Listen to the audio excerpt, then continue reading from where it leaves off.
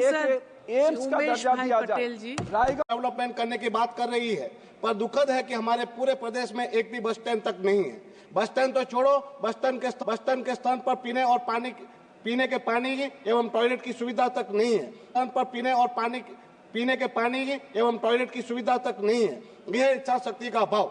सरकार समुद्र किनारे से 200 किलोमीटर तक मच्छीमारी के धंधे का विकास कराना चाहती है, पर हमारा प्रशासन तो समुद्र के तट से 200 फीट पर भी हमें मच्छीमारी का काम धंधा करने नहीं दे रहा है। दमन दीव में समुद्र किनारे मच्छी सुखाने की काठियां तोड़ दी गई है। समुद्र किनारे जो मच्छीमार अपने बोट की फटी जाली सिलते थे, उनको बंद करा दिया गया है। जहां पुर्तगाली समय से जिस स्थल पर बोट पार्क होती थी, वहां से मछुआरों की बिना नोटिस मछुआरों को दिए उनकी नावों को तोड़ ताड़ कर फेंक दिया गया, क्योंकि वहां हमारे प्रशासक जी को अपने मित्रों को गो कार्टिंग करानी है। सरकार 200 किलोमीटर की बात करती है और हमारा प्रशासन हमें 200 फीट पर काम धंधा नहीं करने दे रहा है। यह है इच्छा शक्तियों का भाव। हमारे प्रदेश में दीव के समुद्र में ड्रेजिंग की वर्षों की मांग का भी यही हाल है, जिसकी टेंडर प्रक्रिया पूरी हो चुकी है, पर काम अभी किन्हीं कारणों से शुरू नहीं हो पा रहा है।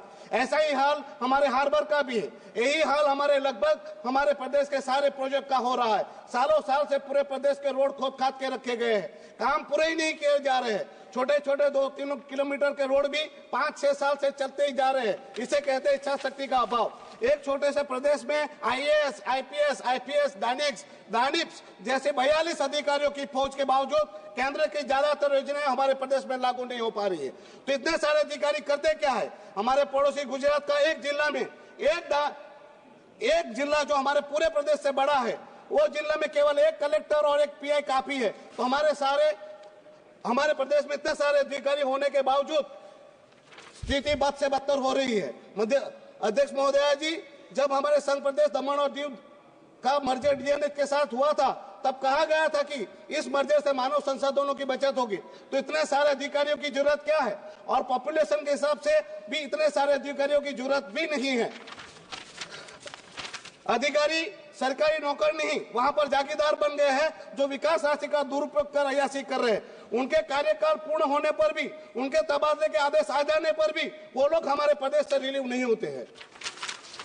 क्या वजह है कि वो रिलीव नहीं होना चाहते? भ्रष्टाचार, और भ्रष्टाचार चरम पर है। मैं नमूने के तौर पर कुछ आपको सबूत दिखाना चाहता हूं। यह पहला टेंडर है जो 8/10/2020 को निकला, जिसका 23 करोड़ 34 लाख का सचिवालय रिनोवेशन के लिए था। यह दूसरा टेंडर है जिसका दिनांक है 28/9/2022, जो लगभग 4 करोड़ का है। वो रिनोवेट किया गया, सचिवालय को तोड़ने का था।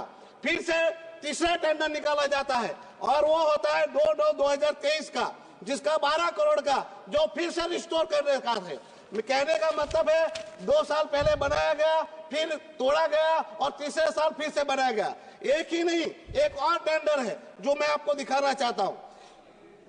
दिल्ली स्थित हमारा DNH और दमन दीव का एक भवन है, जो 30 सितंबर 2024 को निजी संस्था जिंजर को सौंप दिया गया, जो 2 महीने के बाद यानी सितंबर उनको सौंप दिया गया। नवंबर को उनका टेंडर निकाला जाता है 3 करोड़ का, और उसमें किचन बनाया जाता है। मैं पूछना चाहता हूं, जब आपने 2 महीने पहले भवन दे ही दिया है, तो फिर किचन का खर्च प्रशासन क्यों कर रहा है? सरकार क्यों कर रही है?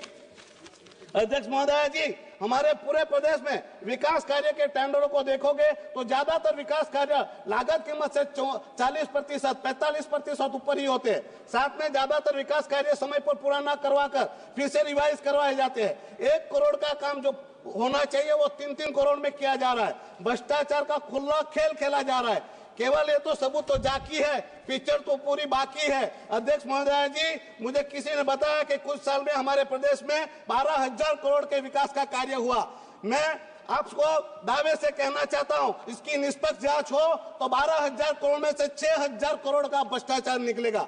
हमारे प्रदेश में प्रशासन अपने विकास राशि का इस प्रकार से दुरुपयोग कर रहे हैं। मैं बताना चाहता हूं, प्रशासक अपने निजी इस्तेमाल के लिए गुज सेल का विमान इस्तेमाल करने की बात आ रही है, जहां प्राइवेट सर्विस में मिल सकती है, प्लेन मिल सकते हैं। तो मैडम, अभी तो शुरू किया मैंने, आपके पास आप 5 मिनट। मैडम कहाँ बोलूं? हमारे यहाँ राज्यसभा भी नहीं है, लोकसभा भी। मैडम 1 मिनट में नहीं होगा, मुझे 2 मिनट तो चाहिए।